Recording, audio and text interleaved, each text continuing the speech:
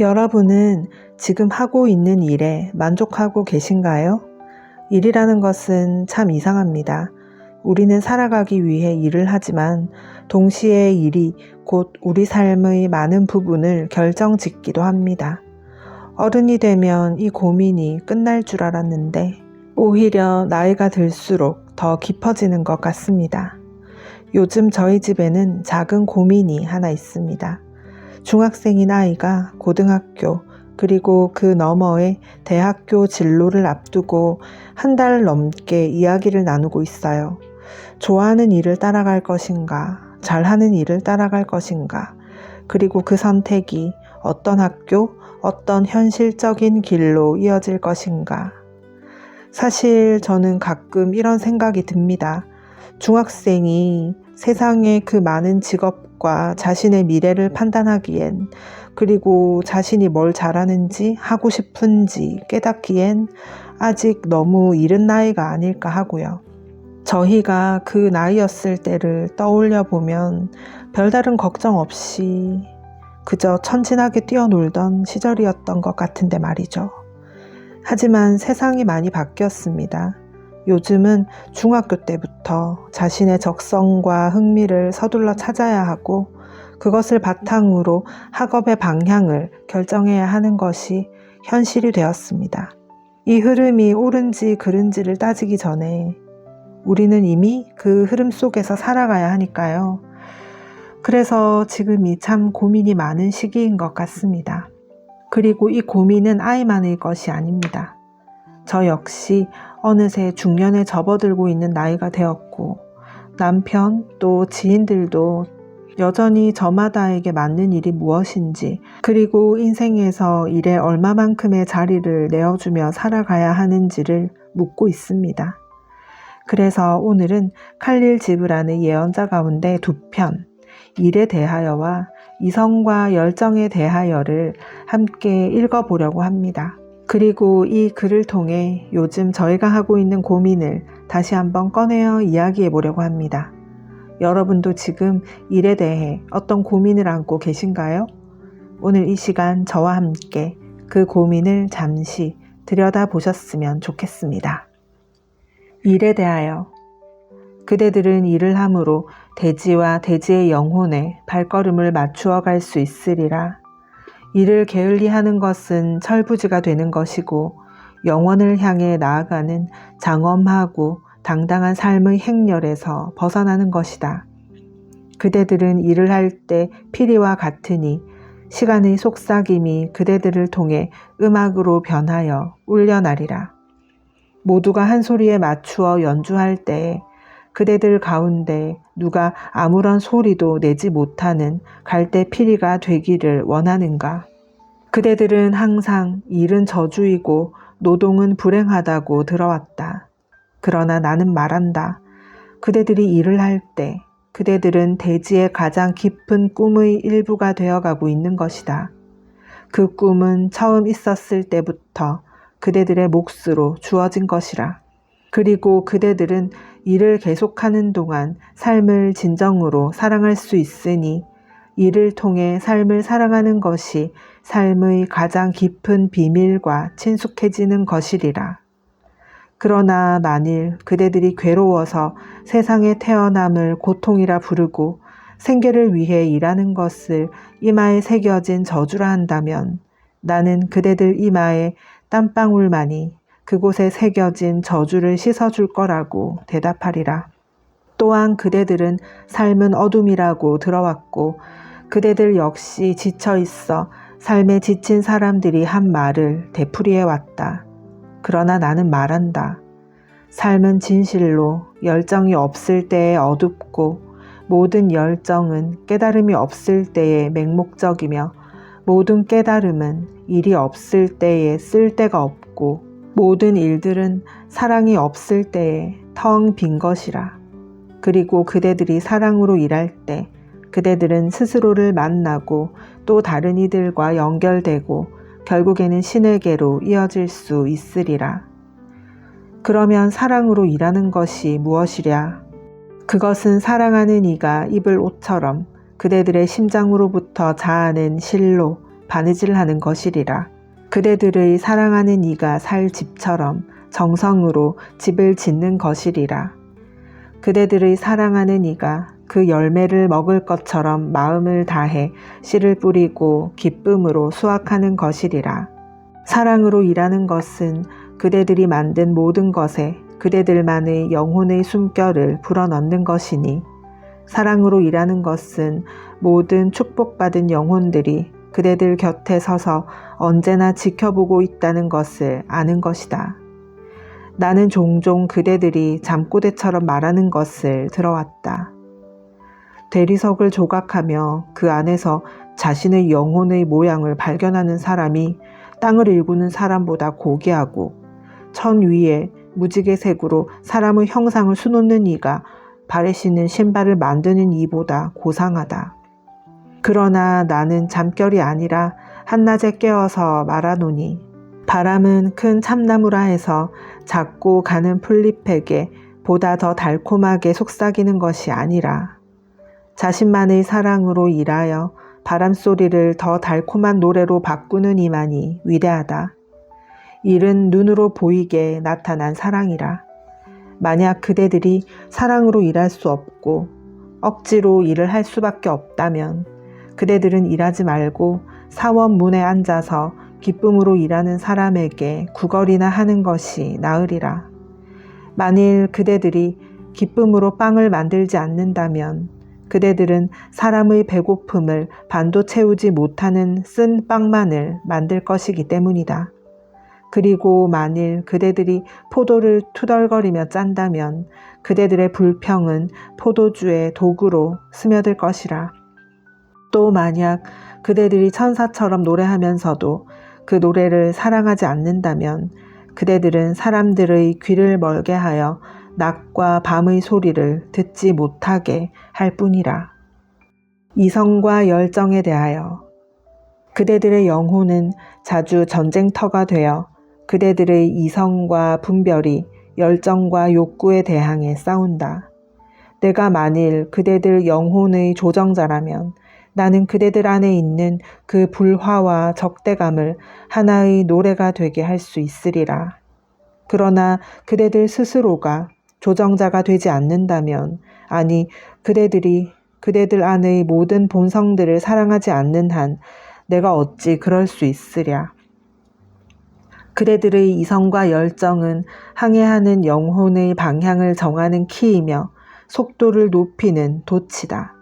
만일 그대들의 돛이나 키가 고장이 난다면 그대들은 정처 없이 표류하거나 바다 한가운데 멈추어 있을 수밖에 없으리라.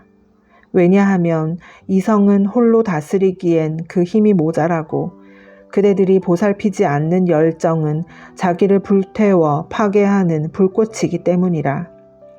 그러므로 그대들의 영혼으로 하여금 그대들의 이성을 열정의 높이까지 드높이고 노래하게 하라. 그리하여 이성과 함께 열정을 이끌어 그대들의 열정이 자신의 재로부터 일어나는 불사조처럼 날마다 부활하여 살게 하라. 내가 그대들에게 바라노니 그대들의 분별과 욕구를 그대들의 집에 온 2명의 소중한 손님처럼 대우하라. 그대들은 어느 한 손님을 다른 손님보다 더 존중해서는 아니 되리라. 만일 그대들이 하나에 더 마음을 둔다면 결국은 둘 모두의 사랑과 믿음을 잃어버리리라. 그대들이 언덕 가운데 백양목의 시원한 그늘 아래 앉아 먼 들판과 초원의 고요와 평화를 맛보며 있을 때에는 가슴으로 하여금 고요 가운데 말하게 하라. 신은 이성 안에서 쉬신다. 그리고 폭풍이 불어오고 큰 바람이 숲을 뒤흔들고 천둥 번개가 하늘의 위엄을 드러낼 때에는 그대들의 가슴이 경외함으로 말하게 하라. 신은 열정 안에서 일하신다. 그대들은 신의 하늘 아래 한 숨결이고 신의 숲 안에 있는 한 나뭇잎이므로 그대들 역시 이성 안에서 쉬고 열정 안에서 일하여야 하리라. 이렇게 2편을 다 읽어보았습니다. 지브라는 일에 대하여에서 이렇게 말합니다. 삶은 열정이 있어야 밝아지고 그 열정은 깨달음에서 비롯되며 깨달음은 또 일이 있을 때에야 비로소 쓰일 곳을 찾고 그 일은 사랑으로 해야 한다고요.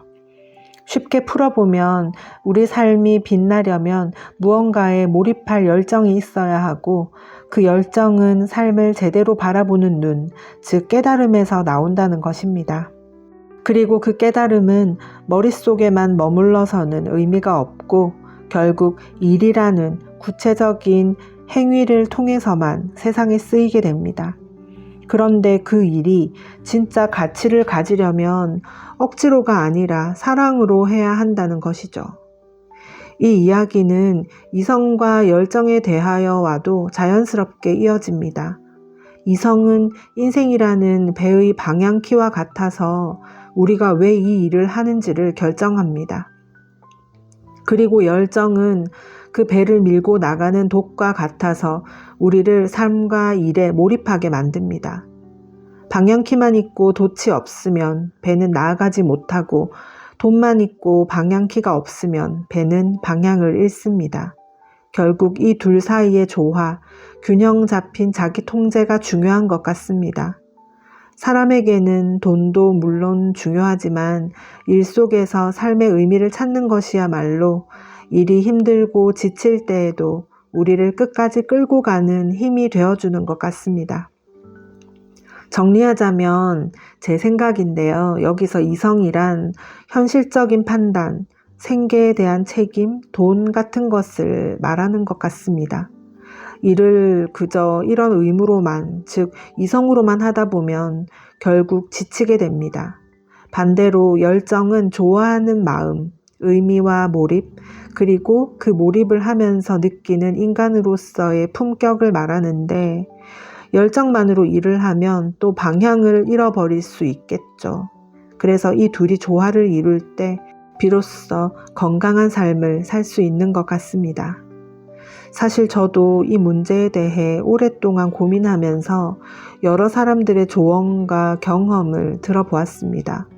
돈이 되는 일을 해야 하는지, 잘하는 일을 해야 하는지, 아니면 좋아하는 일을 해야 하는지, 그리고 자신이 좋아하고 잘하는 일을 어떻게 찾을 수 있는지에 대해서요.